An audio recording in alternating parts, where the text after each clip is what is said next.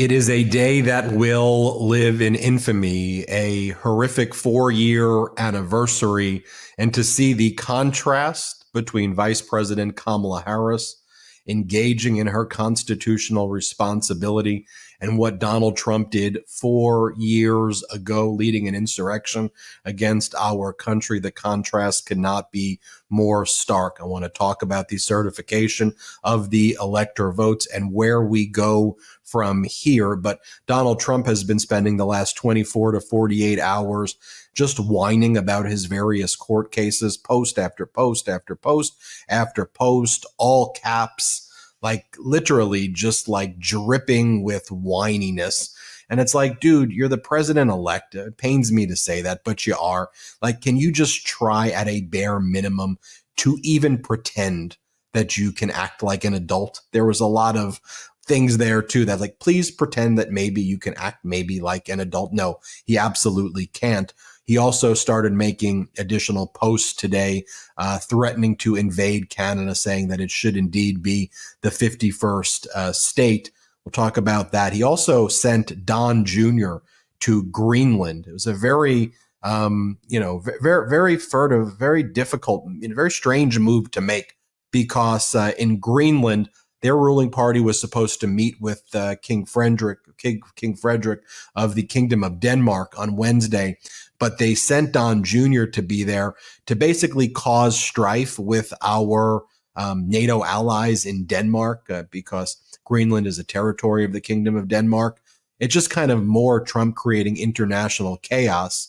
All this while Vladimir Putin plays Trump like a fiddle. Putin saying, not interested in a peace deal. We're not anything that Trump said is going to be rejected. I want to break that down, how Trump is already before day one creating hostilities with our allies and trying to cozy up with our enemies who are playing him. It just looks so utterly, utterly weak.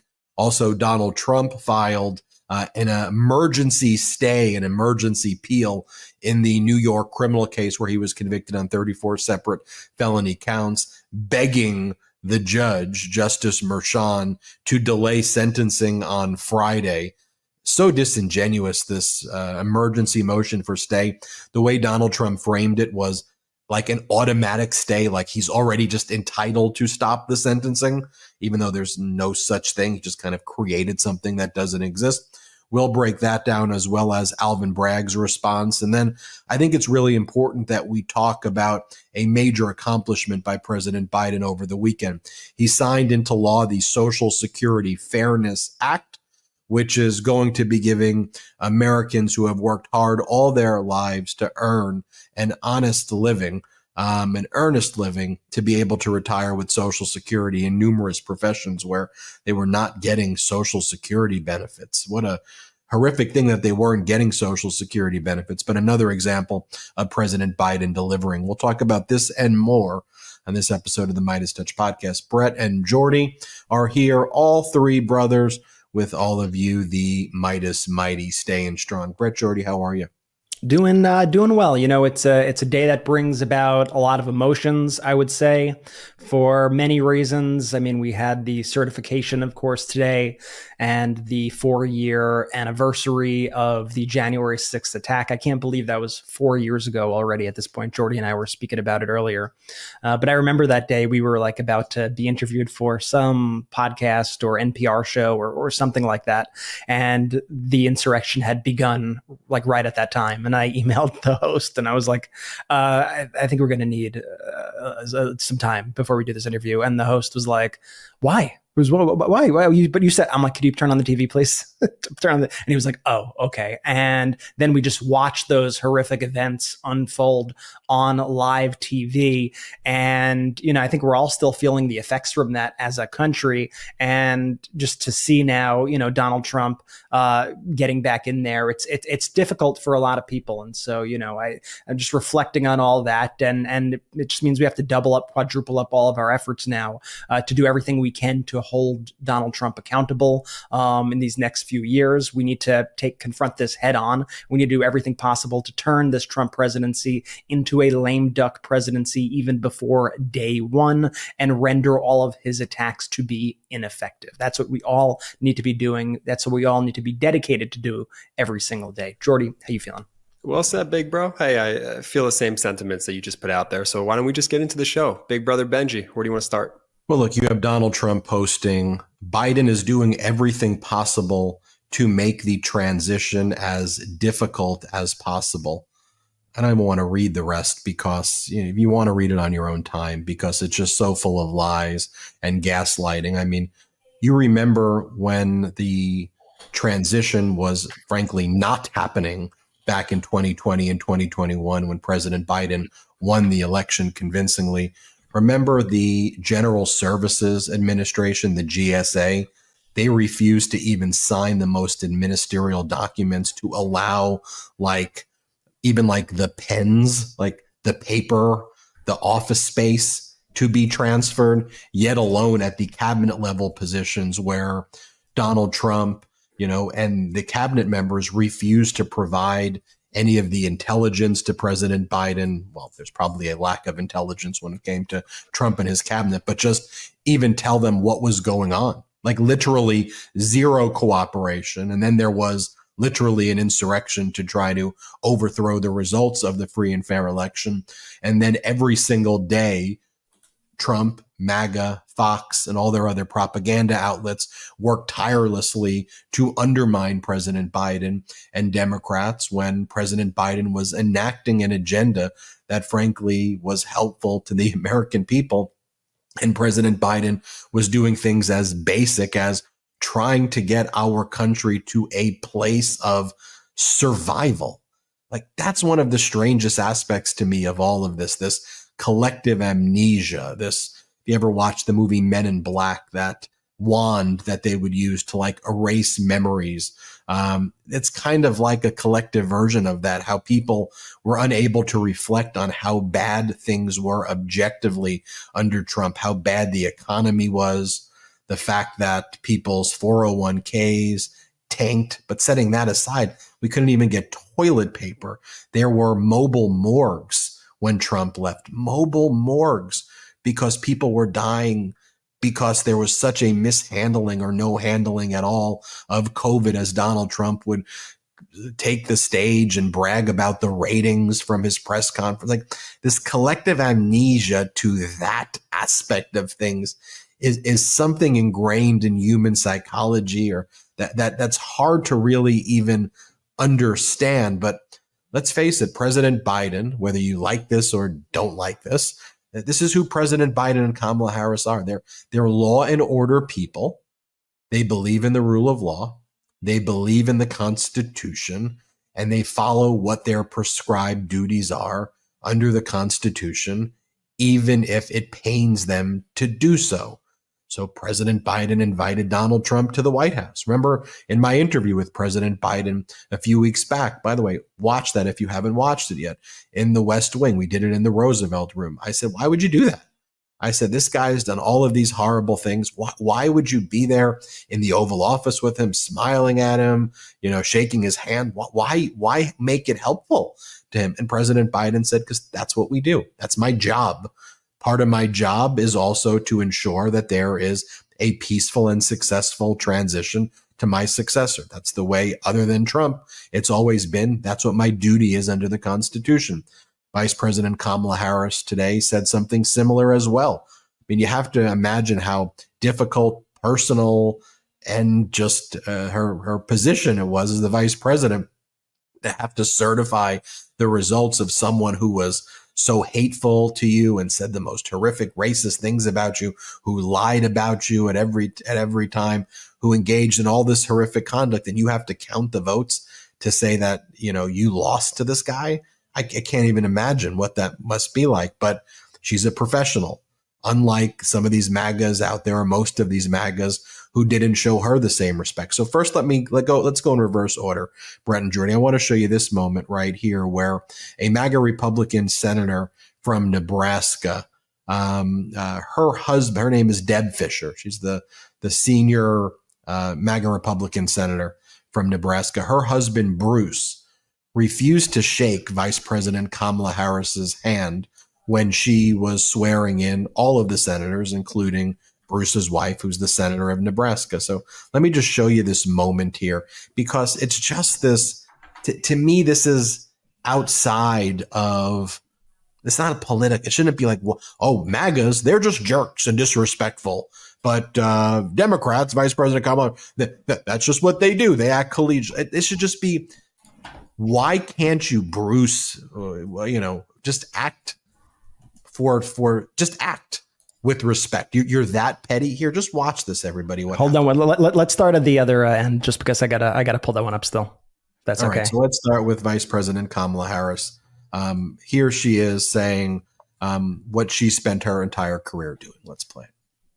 Obviously a very important day, and it was about what should be the norm and what the American people should be able to take for granted, which is that one of the most important pillars of our democracy is that there will be a peaceful transfer of power. And today I did what I have done my entire career, which is take seriously the oath that I have taken many times to support and defend the Constitution of the United States, which included today performing my constitutional duties to ensure that the people of America, the voters of America, will have their votes counted, that those votes matter, and that they will determine then the outcome of an election.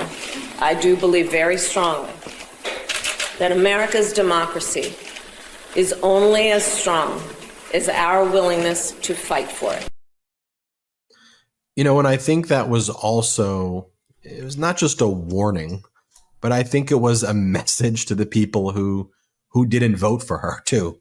Did you get that vibe, Brett? I mean, I think she was also just saying to people too, like, seriously, seriously, you all were willing, 49% of voters, and to be clear, that's not 49% of Americans, because there were tens of millions of Americans who decided, you know what, I'm too busy that day. I'm too busy to early vote. This is not that important to me, whatever.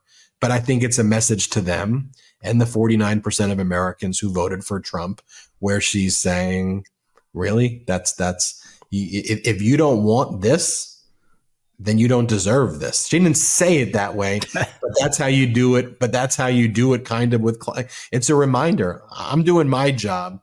All you had to do is vote for not for the person convicted of felonies, who brags about sexually assaulting women, who was found liable for sexually assaulting women, who's bankrupted many of his companies, and who almost crashed the entire country the last time around. Yeah, it's hard not to watch these clips. And, I saw the other clip also the other day of her with now Senator Ruben Gallego's son, who was very upset about Vice President Harris losing the election. And she was comforting this kid in such a way that, when you see these clips of her swearing in these senators, when you see these clips of her today doing the certification, it's hard, at least for me, not to look at it and go, wow, America, we really screwed this one up. Just flat out really messed this one up. And obviously not the folks who watch the show, but the country at large.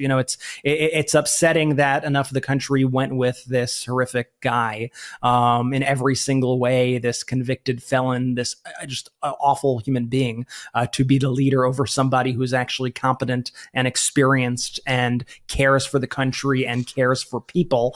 But as President Biden has said repeatedly over the past few years, since probably day one of his presidency, you can't only love your country when you win. You can't only accept the results of an election when you win. And that's easy to put into practice when you're on the winning team. It's much easier to put into practice in that case. When you're not, it's harder. It's harder to accept some of these things. And I think it actually takes courage to be able to do what Vice President Kamala Harris did today, which is get out there, do her job, do what needs to be done. And I think she deserves a lot of respect for that. I think she deserves a lot of respect for the incredible campaign that she ran in such a short period of time, and not hatred directed at her based on something that, quite frankly, she has zero control over whatsoever. And I just want to be clear that the vice president has zero say say over the certification process whatsoever. They've never had any say over it. Mike Pence didn't have say over it when Donald Trump and Republicans were pushing him to overturn the results of the election in 2020. Kamala Harris doesn't have any say in 2024. And in case there was any even discrepancy about that, the Electoral Count Act, which was passed in a few years ago after the January 6th insurrection, made it clear that the vice president has zero authority to do anything at the stage whatsoever. It is strictly a ceremonial job of her reading the vote count to the public, and that's what she did, despite not having the outcome that she would have liked, that we all would have liked. Kamala Harris did her job. She did it with dignity, how a statesperson is supposed to do it. And I have a whole lot of respect for her, not only for the way she ran her campaign, but for the way she's handled herself in these past few days, for sure. Absolutely. And let's be clear, look, she lost, but 1.5% is not a mandate on the whole party here, right? Like, it was such a slim fraction of which she actually lost by. And to see her getting up every day and just, being the person that we all knew she is, tons of class, dignified, just doing the work. Today was my favorite. It was boring, right? Because that's what today should be. Brett, to your point exactly, that's what made the whole Pence thing so ridiculous, is that it's purely ceremonial. Like, today is just her confirming, the results. That's it. And she doesn't, have any authority to overturn the election here in this moment. And it's a ridiculous thing to sort of ask her to anyway. But she's been nothing but, pitch perfect, especially these last couple of weeks. Here's what I don't like, and it upsets me because I think it's misguided anger, and I think it's really unfair to certain people, to be honest, because I saw today, after Kamala Harris did her constitutional duty here, I saw a lot of anger directed towards Kamala Harris. To me, that just reeks of blaming the victim. And I think that is so incredibly screwed up, to blame Kamala Harris for doing her job here. She is doing what she is mandated to do. And like we've been saying, there was no other option. There was zero other option. It didn't exist. So you're asking her to do an impossible thing, and then you're getting mad at her for not doing that impossible thing. The person who fought so hard for all of us these past few months, the person who threw it all on the line, who put all of her chips on the table during this election. I mean, she deserves, I think, respect for the job that she's done here, respect for the campaign. Sure, and you could go back and you could say, hey, maybe we could have done X better or Y better, or maybe we could have done this, or maybe we could have combated this propaganda in this way, or whatever it is. There's certainly, you could certainly do your Monday morning quarterbacking, so to speak. But to blame the victim here, to blame Vice President Harris for just simply doing her job, to me, I just think that's an unfair direction of people's anger, at this time, personally. Well, I also am not sure that it's the most productive use of constructive time on how we solve, which is a real important issue, which, Jordy, you mentioned that in terms of voting Americans, Trump ended up winning by about a point or 1.5%. But how is it that so many of those people, if you ask them about their lives and what their priorities are and things that matter to them, and you ask them if they're on food stamps or if they're on social programs or how important Social Security is to them, how important the Affordable Care Act is to them, do they care about tax cuts for billionaires or tax cuts for themselves? What's their view about access to healthcare? What's their views about access to education and affordability of healthcare, affordability of education? When you speak to these people, you find that actually their interests align far more closely to what Vice President Kamala Harris was going to do and what President Biden did. But how was it that they were attracted to what Donald Trump was saying? How was it that Trump saying eating cats and dogs from migrants, and you need to be concerned about the transgender volleyball player from whatever the school is, San Jose State?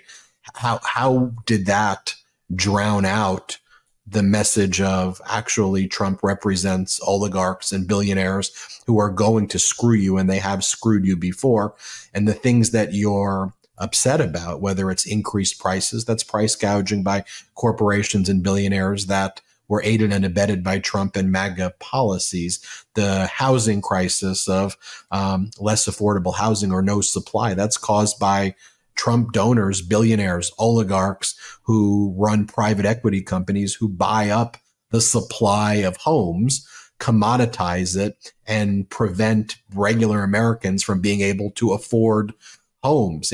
How is it that the MAGAs have tried to tear down the Affordable Care Act and kick people off of healthcare? How is it that when you go to all of these red states that could have availed themselves of programs to provide healthcare to their people, they've turned it down so that they can go and attack Biden? So to me, it's so important that we spend the time figuring this stuff out and making sure that we can message these things the right way, communicate with people, look Americans in the eye, and show them what's really happening. How do we build something that takes on Fox? That's active. That's what we're trying to do here every day. How do we defeat these propaganda networks that are out there that are causing such harm and such chaos and promoting all of this stuff? How is there a funnel of 11, 12-year-old boys who start watching these YouTube videos, who start watching all of this stuff, who start with as gamers, and then they become, kind of pushed to right-wing podcasts, and before you know it, they're MAGA adjacent, and then they're like full-fledged MAGA and have these very anti-women views that have been developed over many, many, many years and make them very susceptible to this kind of cosplay faux alpha culture. We have to address these things honestly and surgically and solve for them. And that's kind of actively what we're trying to do here. Let me show you that. First, let me show you this photo of Deb Fisher and Bruce, her husband. But if we got that photo first, you'll see that as Vice President Kamala Harris is swearing them in, they're refusing to even stand near her. They leave a gap. So for those listening on audio, there's the Fisher family right there, and they're like probably about a foot and a half removed from Kamala Harris. They don't even want to be next to her in the photo. And she's just doing her ceremonial duty and swearing in everybody, and they're like disrespecting her. And let me show you the moment, just so you can see it for yourself, of the husband of Senator Fisher. Again, she's the MAGA Republican senator from Nebraska. Let me just show you what he does or doesn't do. He refuses to shake her hand as she's just trying to be gracious and just do her job. He refuses to shake her hand. Like, how pathetic can you be? Here, play it. Thank you. Congratulations. Thank you. Thank you for your work. Thank you. Congratulations to you. Thank you. Okay, you're welcome. Okay, sure. Okay. That makes a little bit. There you go. Thank you so much. So he refuses to even look at her in the eye, refuses to shake her hand. She's the vice president of the United States of America. Now, if you believe that that type of behavior is acceptable, or, oh, he just owned her, oh, that's tough, or whatever, there are some real issues. And when we come back from our first break, I do want to talk about the importance of empathy and connecting to basic human values, whether it's because social media and the overflow of info has just infected the brains. There's a post-COVID brain rot, whatever it is. Even on January 6th, the fact that lots of Americans, many Americans, don't even reflect on an insurrection and what happened and how bad it was. I mean, that speaks to this, culture-wide, nationwide brain rot and being able to process things. And again, whether that's COVID related, whether it's info overload, whether it's predatory disinfo, I want to talk about that. We'll show you Trump's weakening America on the international stage. We'll talk about President Biden strengthening America on the domestic stage in his last and final acts, like increasing Social Security benefits for people who deserve them. Oh, we should remind everybody, make sure you subscribe to our YouTube channel following this show. As soon as this show ends, we're going to be doing our live chat, our exclusive Zoom meeting on patreon.com/MeidasTouch. So if you ever wanted to meet me, Brett, and Jordy, you can meet us there. You go to patreon.com/MeidasTouch when the show ends. There's a secret link there. You click the secret link. Then you'll go into the room. You'll meet me, Brett and Jordy. Ask us anything. There's no questions that are off limits. We haven't even spoken to you yet about, some of the stuff that went into that Biden interview. So maybe you want to ask us about that or more. Again, patreon.com/MeidasTouch. I look forward to seeing everybody when the show ends. Don't worry, we still have a lot more show. Let's take our first quick break of the show. We want to share an important message from our sponsor, Americans United for Separation of Church and State. If you care about abortion rights, LGBTQ plus rights, rejecting school voucher schemes, and fighting censorship, then guess what? You care about the separation of church and state. For more than 75 years, Americans United has been on the front lines defending your freedom to live and believe as you choose, so long as you don't harm others. And that fundamental right is under attack like never before in our nation's history. We cover that on our shows.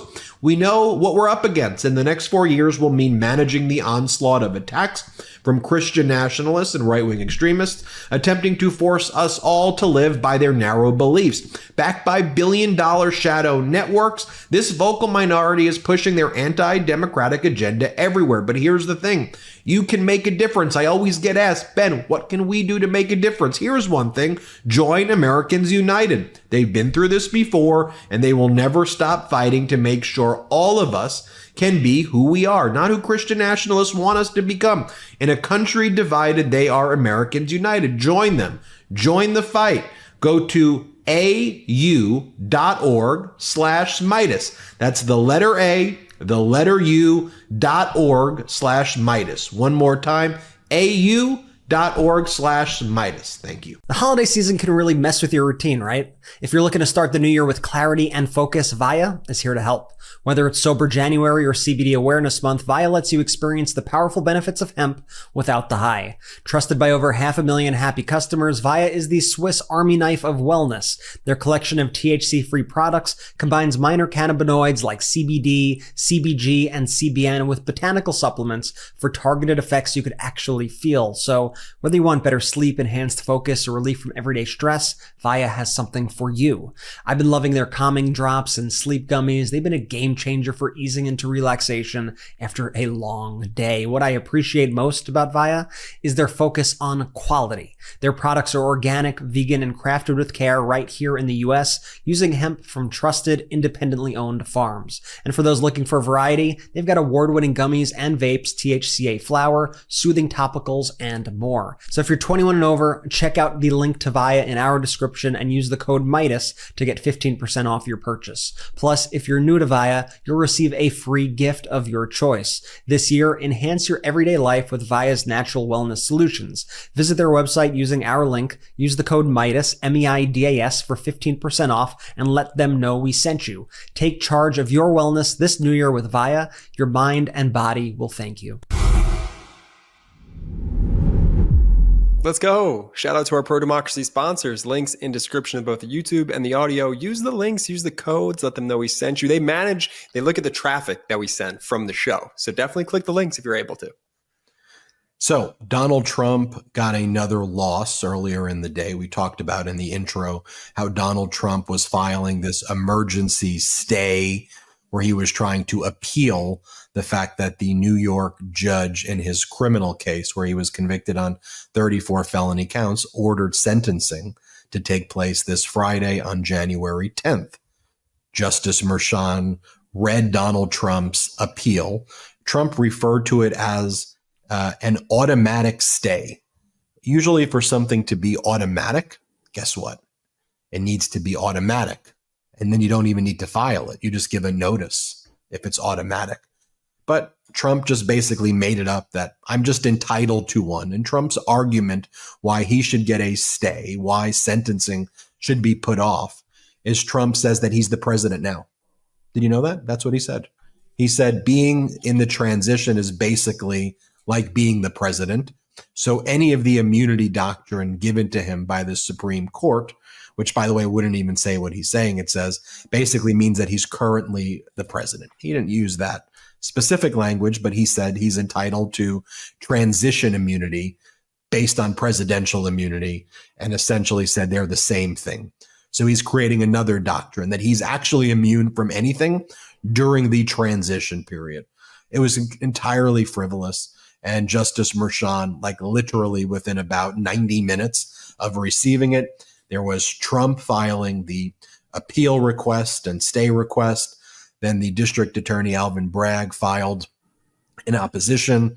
And then, like within 90 minutes of all of that, Justice Merchan denied Trump's request to stop his New York sentencing set for Friday, rejecting his bid as, quote, a repetition of the arguments he has raised numerous times in the past. So Trump's next stop is he's probably going to try to rush to the United States Supreme Court soon, or go to the appellate division in New York, find someone to try to derail this Friday sentencing. Don't worry, we'll keep you posted every step of the way here at the MeidasTouch Network and on the Legal AF YouTube channel as well, where Michael Popak's doing a pretty good job. He's doing a great job there.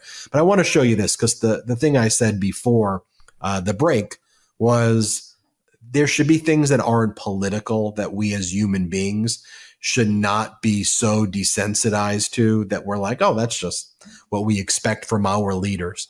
I mean, there was such a difference between the interview I did with President Biden in the Roosevelt Room of the West Wing, where he was talking about keeping his word. He was soft-spoken but firm. He talked about helping the American people. His statements were, whether you're in a red state or a blue state, I fought for you, and I made sure I kept my word and delivered, even more in red states than blue states, because a lot of the red states were lacking in the services and infrastructure that blue states had. And then I contrast that to just over the weekend, over the past 48 hours, Trump has just been just whining on his social media platform over and over again. I don't even want to read these posts. I just want to show you what they visually look like. So for those who are listening just on audio, it's just a bunch of run-on sentences that have a mix between like random commas and random punctuation with like all caps. And sometimes what's in caps and what's not is just completely arbitrary as well. And if you think to yourself, and it's like one long sentence, like one long paragraph, and it's post, like this. And I just ask you, if you received an email that visually looked like this from anybody at your place of work, at a social gathering, if you're in a fantasy football league and someone sent a message like that, maybe just in your family, what if you got a message from a spouse of yours, and the message from your spouse looked like this, just visually? You got a text message and it looked like this. Here, just put it up one more time, Brett, so I can walk people through. This was the message that you got from a loved one or a family member. You would inevitably say there is something seriously wrong with this person. This is not normal human being behavior. And again, this is one of those things why, to me, corporate media is so broken, that they've just chalked this up to, that's just Trump being Trump. That's just how he is. Why?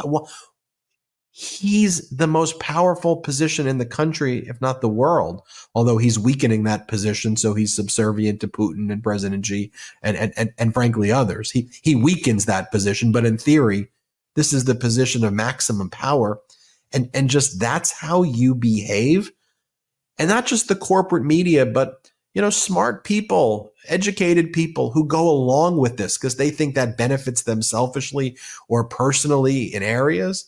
And you're okay with that? If you're okay with that, it's just hard for me to give you credibility in any other aspect of life.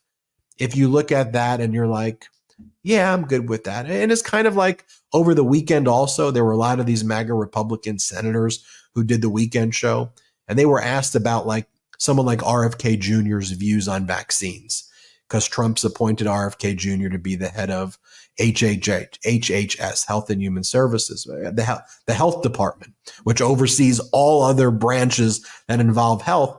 And, the MAGA Republican senators would be like, well, I don't really necessarily agree with his positions on vaccines, but there may be some other areas I agree with. So I don't know about that.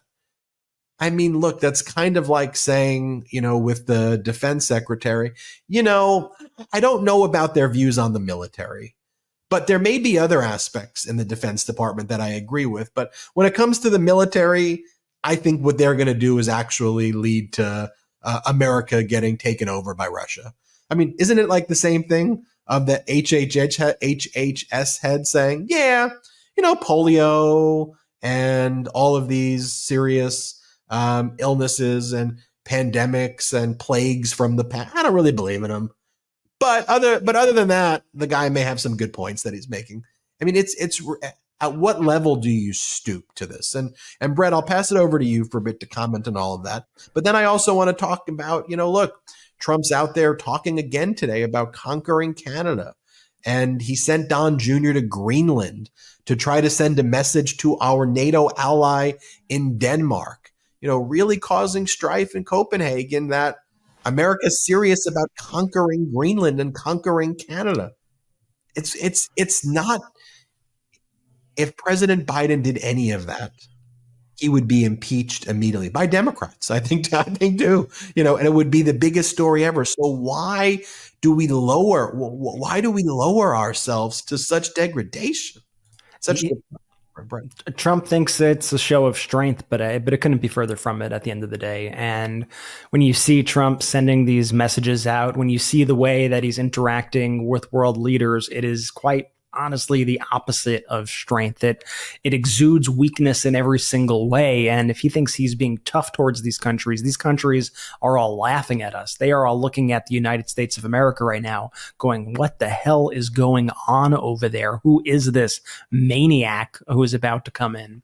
And so he's really putting America in a bad situation. He's alienating us from our allies every single day. He's causing all these other countries to be in kind of a defensive position against the United States, which is something that your allies shouldn't have to be concerned about, to put it lightly. And it's just absolutely disgraceful. And it's no surprise that it's exactly what Vladimir Putin would want to be happening right now to our country, that everything that he does happens to align exactly with what Donald Trump is putting forth.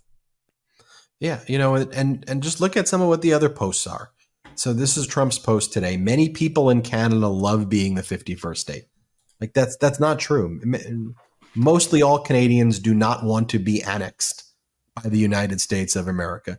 You may find a fellow oligarch like Kevin O'Leary, who is a big grifter and goes on and does these interviews wearing like weird shorts and has like cardboard cutouts of himself, like just a freaking weirdo. So you may find a Canadian like that, but no, Canada doesn't want to be taken over by the United States of America at all. So to say many people in Canada love being the 50th, like this is what you're doing, by the way, on January 6th. The United States can no longer suffer the massive trade deficits and subsidies that Canada needs to stay afloat. Justin Trudeau knew this and resigned. If Canada merged with the U.S., there would be no tariffs, taxes would go way down, and they would be totally secure from the threat of Russian and Chinese ships that are constantly surrounding them. Together, what a great nation it would be. And again, as you read this, if President Xi Jinping of China made a statement like this, but if you replaced Japan for Canada, and he posted it from an official account that said many people in Japan love being part of China. China can no longer suffer massive trade issues with Japan. If Japan merged with China, there would be no tariffs, taxes would go down, and they would be totally secure from the United States. Together, what a great nation China and Japan would be merged as one. Okay, if President Xi Jinping said that, there would be no one who's like, oh, that's just Xi the troll. Like, there he is. That's what he does, right? There would be imminent red alert invasion is happening any moment right now, right? Like, if Vladimir Putin said that about, nations that surround him, which he does, we take that seriously. So seriously, we've created NATO, right? An entire military alliance to try to stop that, because that is how he talks. So on the one hand, Trump's statements and threats need to be taken seriously because he actually has the capacity, perhaps not the mental, but access to resources to engage in imperial conquests. But it also shows to me how weak it is that people are like, yeah, that's just what he does. And think about how, if you then don't back that up by actually taking over the nation, and that's just part of your troll, or, oh, that's just how he negotiates. Who the hell negotiates like that? If someone started negotiating with me and threatened to kill me as part of the negotiation, I wouldn't negotiate with them. Could you imagine? Hey, I'd like to strike a deal with you, but I'm going to kill you. I'm going to kill you and I'm going to take you over. And then I'm going to move into your house and I'm going to live with your family. And I'm going to marry your wife and I'm going to take, if someone did that I'd be like, what the hell are you talking about? I'm not negotiating with, those are fight words. Those are fight. Let's go. So the fact, though, that people don't even take him seriously when he's threatening national sovereignty, even though they should take him, that's so weak. If Biden said that, you'd be like, oh my God, we're going to be invading. We're really doing this. But when Trump does it, it's a troll. That's ridiculous. Charlie Angus, member of Parliament, who I've had on before, he goes, "Dear Donald, Canada has something called democracy. It means the leader is accountable to Parliament and can be replaced. I bet Americans wish they had that now." And he says convicted, but civilly liable sexual abusers don't get to lead our nation. We're decent folk. P.S. Button up. We're sending frigid cold your way. Love, Canada. And Angus also goes, "What struck me about the latest Trump tweets is that he seriously is not fit for public office. His nemesis Trudeau resigned.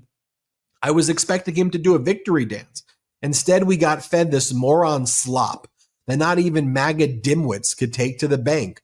Putin must be thrilled at the state of America." And unlike what Donald Trump said, Prime Minister Trudeau did not resign because Canada should be the 51st state or anything having to do with Donald Trump.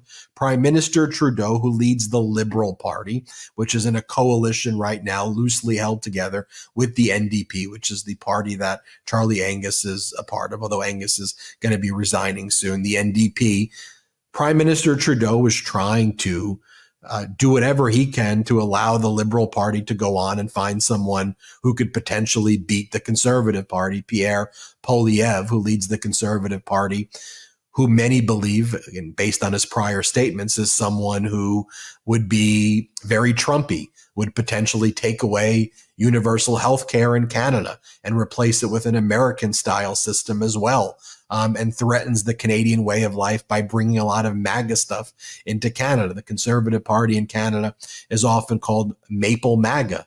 And who did Pierre Poilievre interview with recently? The far right-wing podcaster Jordan Peterson. And Elon Musk has been intervening in Canadian political affairs to try to prop that up and pushing that and doing the rage algorithm to try to get Pierre Poilievre and the Conservative Party to lead, knowing that they'll be part of this right-wing coalition that Musk is trying to build. So Prime Minister Trudeau is just trying to create enough circumstances to give the Liberal Party a shot. That's why he resigned when he did. And that's what happened there. We've got a lot more to discuss. We're coming to our second break right now. I want to remind everybody, though, about the after show we're going to be doing at patreon.com/MeidasTouch, patreon.com/MeidasTouch. Please check it out right now. After this show ends, we'll probably do it around 9:15 Eastern, 6:15 Pacific. Right around then, we'll open it up, meet Brett, Jordy, and I. We'll be happy to chat, answer any questions that you have. If you haven't met us before in a more personal setting, it's a great way to do it. Also, we don't have outside investors, so it helps us grow here on our platform. So let's take our last break of the show, and we'll be back. We'll talk about President Biden's accomplishments, and Social Security Fairness Act is a big, big deal. We'll talk about why. But let's take our last break of the show. Let's be real, folks. Wearing uncomfortable clothes just isn't worth it anymore. Why settle for stiff, restricting fabric when you could have something that looks sharp and feels as comfy as your favorite sweatpants? That's where Public Rec comes in. This new year, make the switch to comfort that doesn't compromise on style. I've got to tell you, Public Rec has completely changed how I think about pants. Their Daymaker pants are hands down the most comfortable pair that I own. They fit perfectly, feel like a dream, and honestly, I never thought I'd say this about pants, but I actually look forward to wearing them. Whether I'm lounging at home, hitting the golf course, or heading to a meeting, these pants do it all, and the fit, next level. With Public Rec, you don't have to settle for small, medium, or large. You can pick the exact waist and length you need from 30 by 30 to 44 by 36. Plus, they've got a ton of great colors too, like navy, dark olive, and stone gray. So there's something for everyone. I'm not lying, after I got my first couple of pairs, I immediately went back to Public Rec's website. I bought them in just about every single color. And it's not just pants either. Public Rec has an amazing selection of high quality everyday styles like polos, hoodies,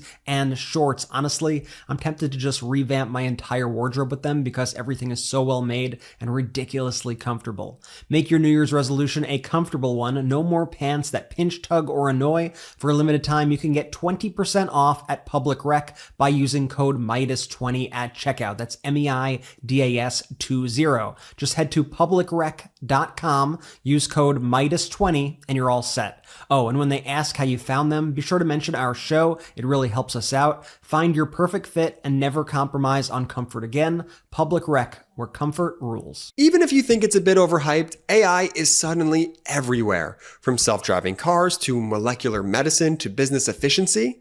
If it's not in your industry yet, it's coming fast. But AI needs a lot of speed and computing power. So how do you compete without costs spiraling out of control?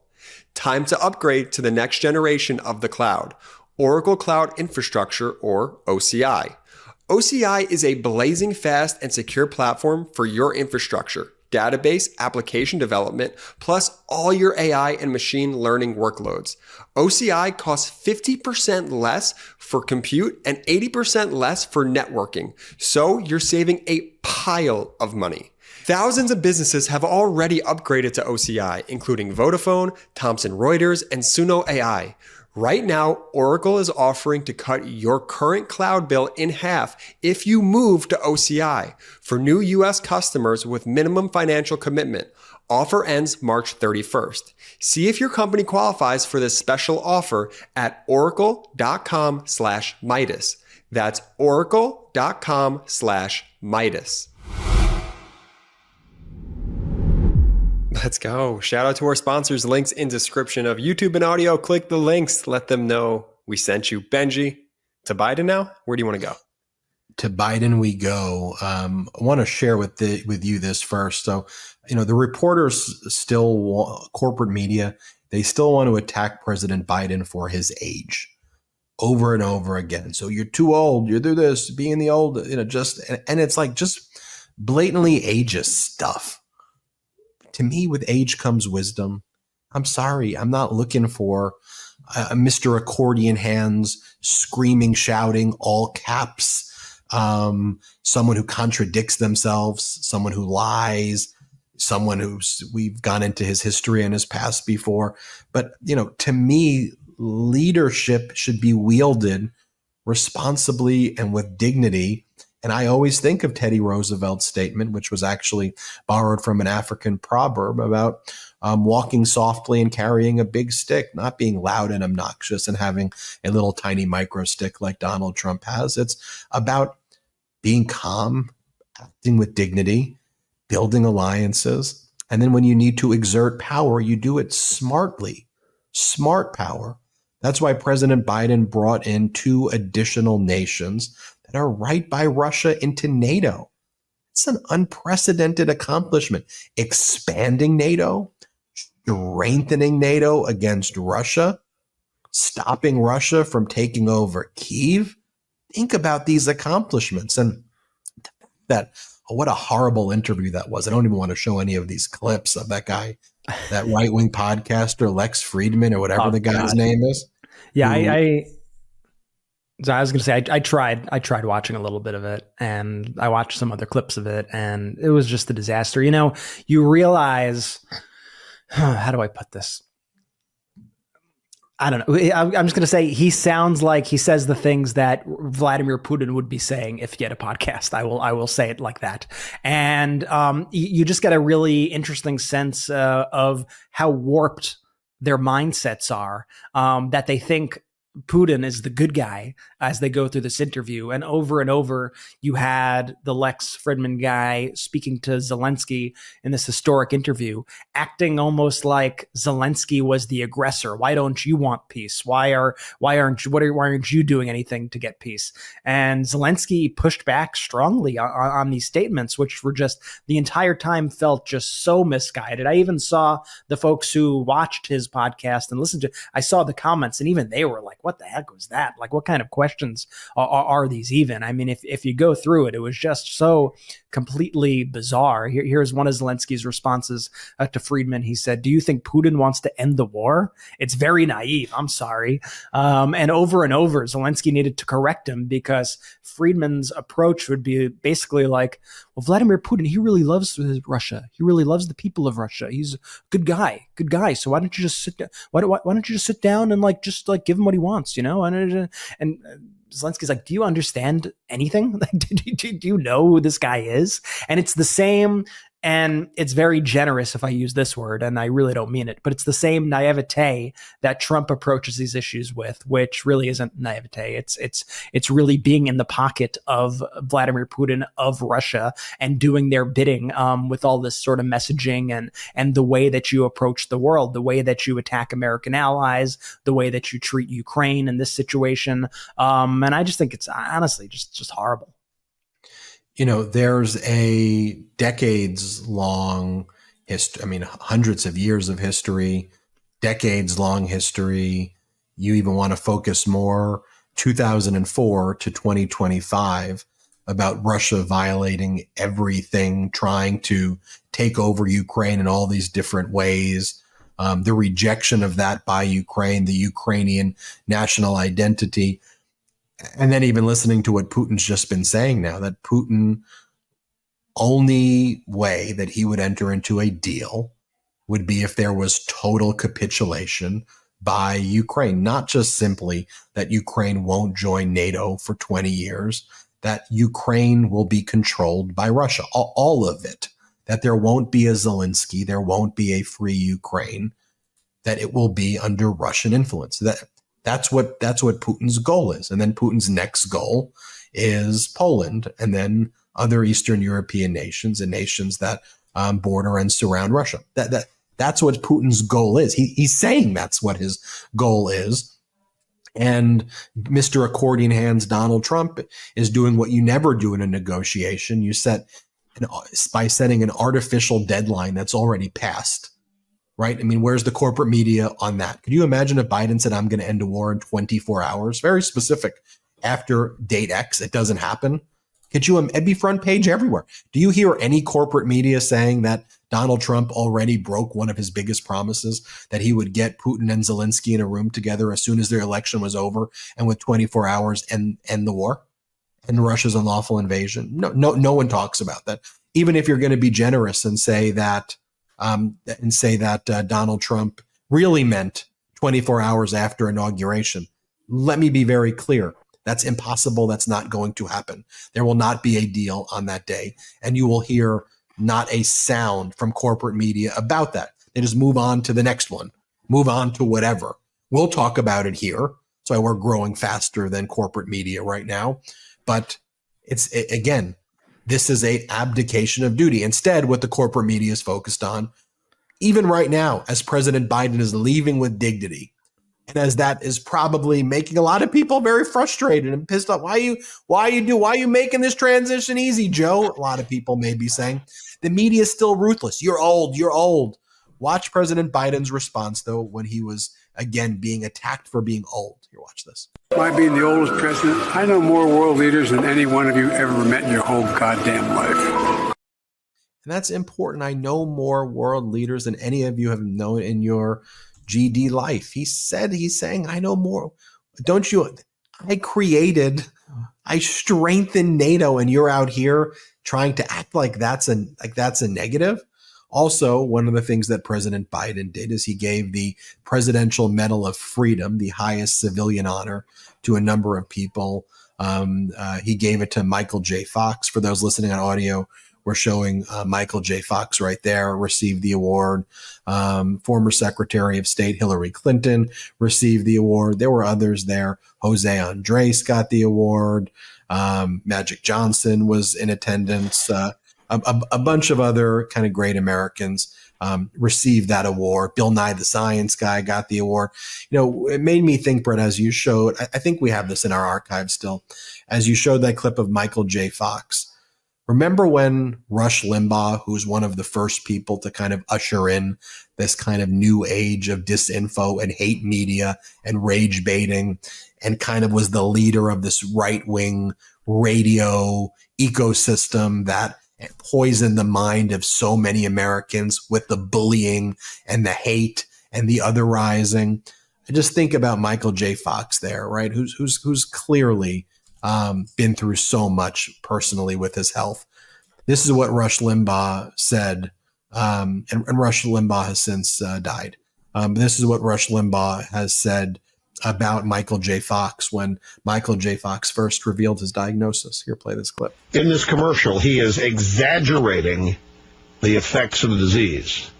He is moving all around and shaking, and it's purely an act. This is the only time I have ever seen Michael J. Fox portray any of the symptoms of the disease he had. He can control himself enough to stay in the frame of the picture, and he can control himself enough to keep his eyes right on the lens, the teleprompter.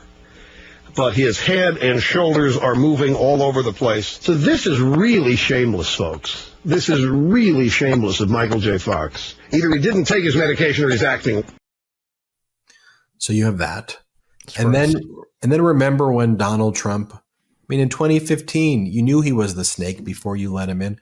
Remember when he mocked the disabled reporter, the New York Times reporter, Serge Kovaleski? Do we have that photo where he makes his hand look like the disabled reporter's hand? And it's just horrible, horrible stuff. And then I don't play audio or video clips of Trump anymore on my programs, but he acted it out the same way you saw Rush Limbaugh do it. And again, that you have that, but contrast that to what President Biden does and posts about. Since I took office, we've recovered all of the jobs lost during the pandemic and added 7 million more. We didn't just recover. We built a foundation of stable growth for years to come. Or this one. One of the things I'm proudest of is passing the Inflation Reduction Act, the bill that allowed us to negotiate lower prices for prescription drugs for the first time. Not a single Republican voted for it, but we got it done and finally beat Big Pharma. Medicare prescription drug prices capped in 2025 at $2,000. Having Medicare negotiate directly with pharmaceutical companies to bring the price down of these drugs. President Biden tried to expand that program to all Americans. So if you weren't on Medicare, you would have prescription drug prices capped at $2,000 and the individual drugs reduced to the same prices that people can buy them in other countries, so that these pharmaceutical companies can still make money. They don't need to make these ridiculous record gross profits so they can have 10 private jets instead of one at the expense of Americans dying. But no, the Rush Limbaughs of today, that legacy of infamy, what do people do? That's socialism. That's Marxism. They're giving that to the immigrants. And they make people angry. And now you've screwed yourself. You voted against your interests. Even though you're dependent on a lot of these things, you voted to kill yourself.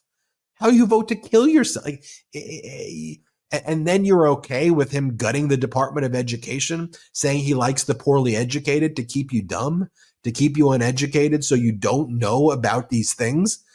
And then you just get mad at everyone and then just both sides it and then get more angry about the San Jose State transgender volleyball player who's on the bench and does not impact your life at all over the fact that you voted to kill yourself because now you may not be able to afford life-saving drugs, or you won't be able to get an education, or they're going to take away programs that you depend on. It's horrific stuff. And finally, I'll show you this clip right here. This is President Biden officially signing the bipartisan Social Security Fairness Act into law. It boosts payment for current and former public employees. It affects nearly 3 million people who receive pensions from their time as teachers, firefighters, police officers, and other public service jobs, which is incredible news. Let me show you the clip right here, if we can play it right here, of President Biden when he signed this into law. Okay. You ready? Get set, go.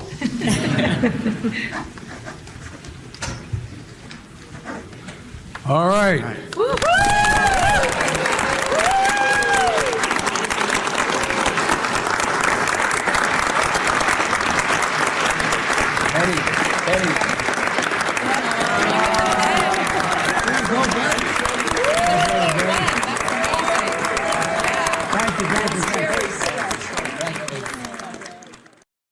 When I asked President Biden what he wants his legacy to be, he told me it was keeping my word and delivering on the promises that I made. He delivered on the promises he made and more. Yet, a large portion of the population and the corporate media vilified him for doing it in a decent, compassionate way that was not loud, but that represented the ideals and values of our country. And they demonized it because it wasn't dramatic enough to give you the clickbait. It wasn't exciting enough there wasn't enough drama. There wasn't all of these, constant, whatever happening. But here's the thing, corporate media too, like the Americans who voted against their interest to kill themselves, corporate media by and large voted to kill themselves as well. You've lost the trust of the American people. And people aren't going back to it. They're coming to places like the MeidasTouch network and other sources of independent media where we can speak fearlessly and be unapologetic in our pro-democracy voice. And so, Brett, I'll turn it over to you. I'll remind everybody about patreon.com/MeidasTouch as well. I'm so excited to see everybody there. And because we don't have outside investors, it's one of the main ways we grow. It's like one of the keys to grow. So you can meet us, but it also keeps us oligarch, billionaire free, and we could build this through people power. Brett. Yeah, and one of the things that I would say the oligarchs want, one of the things that MAGA wants, and one of the things that they are quite effective at, and it's one of their kind of keys on how they get things done in many ways, is by dividing people, by leading by division, by fracturing groups, by fracturing coalitions. That's a very specific goal. I mean, we saw that during the election, the way Elon Musk's shady PACs operated by sharing one message for Kamala Harris about Gaza in one place and sharing an opposite message about Kamala Harris and Gaza and Israel in another place, purposely to try to grow these rifts and grow these divides. And I think we are seeing that continue kind of every single day, kind of new outlets, new areas where you see folks and you see these forces trying to say, okay, here's a wedge issue where we could tear people apart, where we could separate people.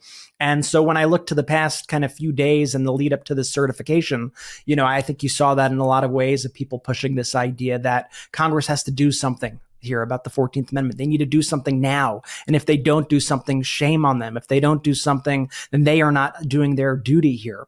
The thing is that when you put people in an impossible situation, something that the Supreme Court has ruled on, something that they literally have no power over, despite what some people may want to tell you, they really have no control over it. What's happening there is you are building animosity towards a group of people who are actually powerless to act in the situation, who are just doing their duty. And you are doing the bidding of these dark forces, and they are distracting you from the things that really matter. You're getting distracted from the hard work that needs to be done. I mean, Ben went through, all these clips and the real dangers that we are facing in the months and years ahead. And that requires a united front to move forward in order to protect the democracy that we all love, in order to protect and uphold the values that we all love, not to be sidetracked by impossible issues, not to be sidetracked by things that cannot happen. And so it's all important that we keep our eyes on the ball here. We got to keep our eyes on the ball and to stop turning everything into a circular firing squad. We can't be getting angry at the people who are trying to help, right? You can't be getting angry at the leaders who have stepped up to try to move this country forward. We need to be directing our passion. We need to be directing our platforms, our voices at stopping this deluge of propaganda. That's what we need to be doing. Whether it's from Elon Musk, whether it's from foreign sources like Russia or Iran, we need to be pushing back against that. We need to be growing the pro-democracy ecosystem to make sure that we're not only competing with those lies, but that we are surpassing those lies, that we are crushing those lies, that we are flooding the zone with unfettered truth. That's what we need to be worried about. And we can't be always doing Putin's bidding here and doing the bidding of MAGA by furthering divisions within coalitions and trying to divide people at every step of the way, because that is simply unsustainable. I think everybody wants the same things here. Everybody wants to protect this country. Everybody wants our families to succeed, our families to be healthy and live happy lives, freedom, all the things that we value here in this country and around the world. So we need to come together in order to do that. And so we're counting on you for that. We're counting on really everybody out there. Now is the time where we all got to be stepping up. We got to be putting in the work. We got to be sharing these messages. We got to be doing everything that we can day in and day out, using the power of our voice to speak out loudly and to be pushing for action that is feasible and action that will actually make positive change for the betterment of our country and this world. Well said, big bro. Patreon.com/MeidasTouch. Come hang out with us right there in the link. Shout out to the Meidas Mighty! The Meidas Mighty standing strong against the fascists. We sing our song. We will get it right whenever. Hey, Meidas Mighty. Love this report? Continue the conversation by following us on Instagram @MeidasTouch to keep up with the most important news of the day. What are you waiting for? Follow us now.